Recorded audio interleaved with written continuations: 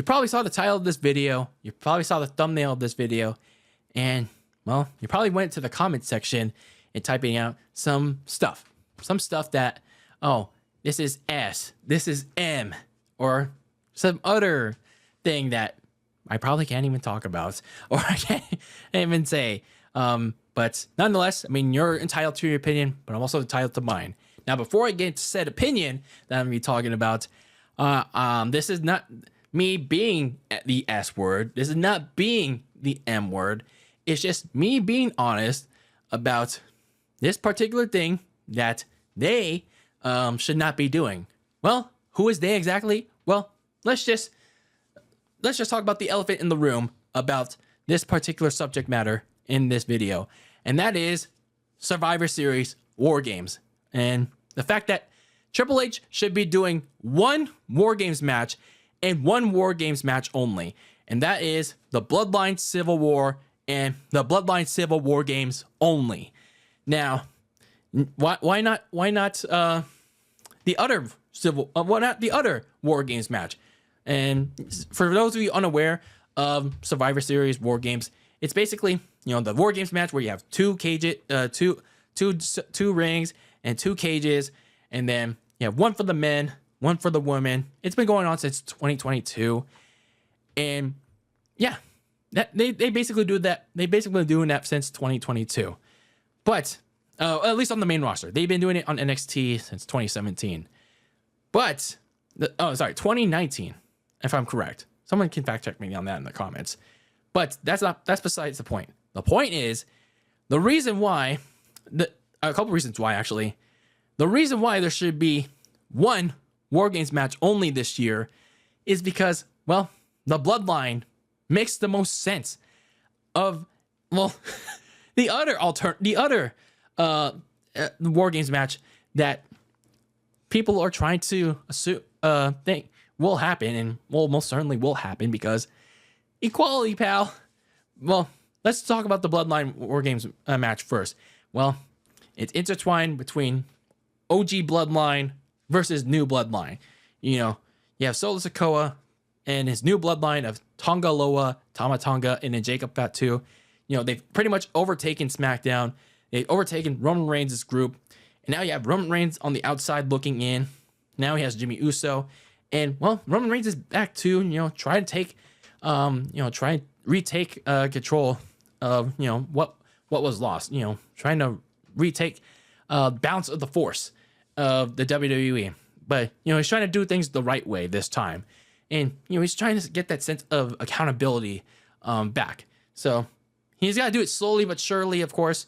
And doing it slowly but surely means that he's got to own up and apologize to his family, his brother, his Uso, and Jey Uso, and then, of course, maybe, hopefully, Sami Zayn.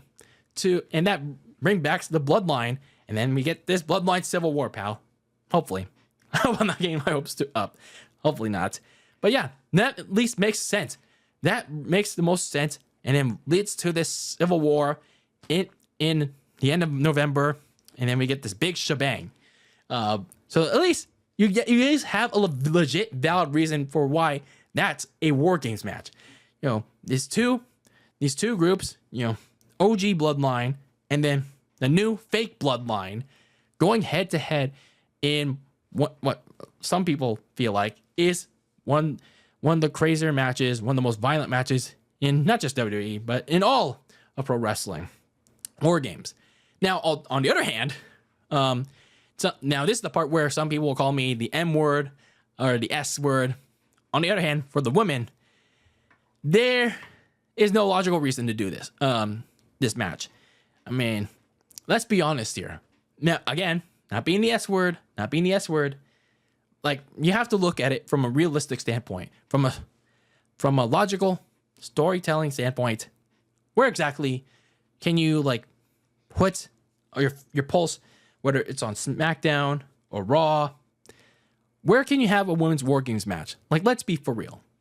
Now, it takes a little bit of that back. Maybe on SmackDown, you can have a women's War Games match with Nia leading one team and maybe Naomi leading the other. I don't know, maybe like Naomi leads it with Bailey, and then Bianca and Jade, and then on the other side, Nia Jax, Tiffany if she hasn't cashed in yet, and then Piper Niven and Chelsea Green, maybe. At least everyone's had history with each other in that match, and then they've had beef with one another, and then that's a WarGames match. But I mean, not much story there, but it's something. And then on the Raw side, though, however, that's where things get really complicated and it just feels thrown together. I mean, yeah, sure, SmackDown's thrown together, but I mean, hell, I mean, they've been like even with each other since the summer, actually even longer than that. But on the Raw side, it would just feel forced. It'll feel thrown together, like a lot of people have been saying, Liv Morgan versus Rhea Ripley, leading the teams inside of WarGames. And here's where the problem lies. With Team Rhea, you can at least put her with Zelina Vega and Io Sky and Kairi Sane of Damage Control on one team. But then on the other side, that's where things get complicated for Liv Morgan's team. Of course, you'll have Raquel Rodriguez, but then where are you going to get the other teammates? Where Liv's team is, where are the other two going to come in? Unless you get the team that honestly that they've been trying to push, but then the crowd, the casual audience, they don't really seem to be invested in. And that's me being generous, to be honest with you. And that's the Pure Fusion Collective. Sonya, Shayna, and then Zoe. Either one of those three. Really? Like, that's the best we can come up with? Like, and then what's going to be the backstory behind, the PFC, the PF Chang, joining with those two? Like, what is it? And then what's even going to be the backstory of Rhea recruiting Zelina, Io, and then Kyrie when she's had issues with two of them? Like, well, what's gonna, like, how are we gonna resolve that in such a rushed manner? Like, you see what I'm getting at? There's such issues. There's such logic gaps in trying to make this women's WarGames match happen. Like, that's why it makes no sense for them to, especially on the babyface side, like we all, I love you, you love me, let's be a big happy family. You see how little sense this makes? It makes very little sense in how to make this match happen. And again, it's not me being the S word. It's not me being the M word, because God forbid I'm gonna get comments like that. It's just, it makes no sense. At least with the last two WarGames matches, with featuring Damage Control and Bianca, at least it had some backstory tied to it, because Bianca has been feuding with Damage Control for like how knows how long. And even though it was the feud was supposed to end back in 2022, nope, they just kept coming back in 2023. And Bianca thought she was gonna be done for them for good in 2022, but nope, she had to recruit more allies in 2023. And at least it kind of made sense the first go around. The second go around, not so much, but at least it had a backstory. Charlotte was having issues with Damage Control when she was feuding with Io for the title. And then they started coming after Shotzi Blackheart. And then the first go around, everyone was having issues with Damage Control, whether it be Alexa Bliss, Asuka when she was going against Damage Control, and then Mia Yim, and then of course Becky Lynch. So at least it made sense back then. This doesn't make any sense. This woman's, like, if they're trying to do a women's WarGames match this year, it's not going to make any sense. So you get where I'm getting at? Like, there's going to be logic gaps. There's going to be flaws, like serious story flaws in this match.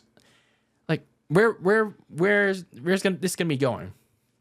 So what I'm gonna do now is propose alternatives to what Triple Nose could do instead, to try and appease the people that are really like, oh, why don't we get a women's WarGames match at Survivor Series? Well, to try and appease you people, here's what I can propose to you. A women's championship match between Nia Jax and Naomi, because at least, if you recall, this past weekend, Naomi actually pinned the women's champion Nia Jax on SmackDown. And they're probably not going to run that match until much later on because we have that Crown Jewel BS. So they're going to hold that off for now. And then they're going to bring it back up at some point around after Crown Jewel. And then if they decide to do Naomi versus Nia, then that's when you can actually do it. Like bring up the fact that I pinned you, and then I should get my title match. And then Nick Aldis will be like, let's do a title match at Survivor Series. And then they start beefing with one another. I mean, not the best way I could write the story, but yeah, that's Triple Nose booking for you. Meanwhile, you have Liv, Rhea, and Raquel still going at one another.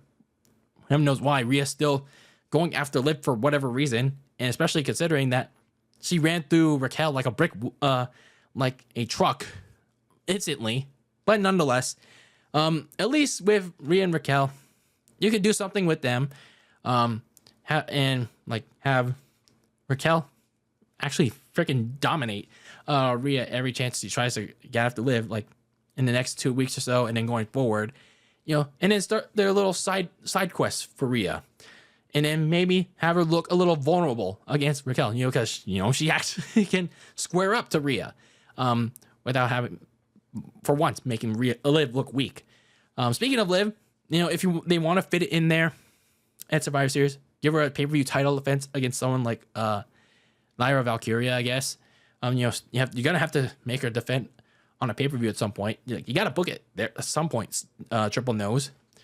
And then to fill out that pay-per-view card, your champions are going to defend Gunther against CM Punk, because they've been teasing that.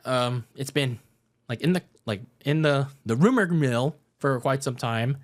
And then this has also been in the works, over on SmackDown, on TV. Cody and Kevin Owens, their feud has been piling on for a little while now. So that could be a Survivor Series match after the Crown Jewel stuff with Cody and Gunther. So, yeah, hey, there you go. I booked your Survivor Series card for you, Triple Nose. Maybe you should take my filthy casual advice. The Bloodline Civil War, which should be the only WarGames match, and then the remaining four or five matches. Rhea versus Raquel, a women's championship match with Nia and Naomi, and then you got the WWE title match with Cody and Kevin Owens. Probably should throw in a stipulation, though. And then your world championship match with Gunther and CM Punk. Huh. What a bright idea, huh? But, yeah, like I said, there's no need for a women's WarGames match this year, because it really isn't needed. I out of all this rambling, that's the main takeaway from this. There's absolutely no need for a women's WarGames match, because there's no logical reason for it. There's not going to be much of a story out of it, if any story out of it at all. And they're going to be having a hard time to make people care of more than half of the participants in the field, to make them a viable threat against one particular team. So it's something to really point out. So it's something to really think about if you're Triple H and the WWE. So I'd like to know your thoughts, though, on this Bloodline Civil War and whether it should be the only WarGames match at Survivor Series. And if you feel like I'm wrong, which you're right, let me know in the comments below. And WWE's probably not going to take my advice, which it's their right to as well. And they're probably not going to listen, and keep it at 2 WarGames matches, because pal.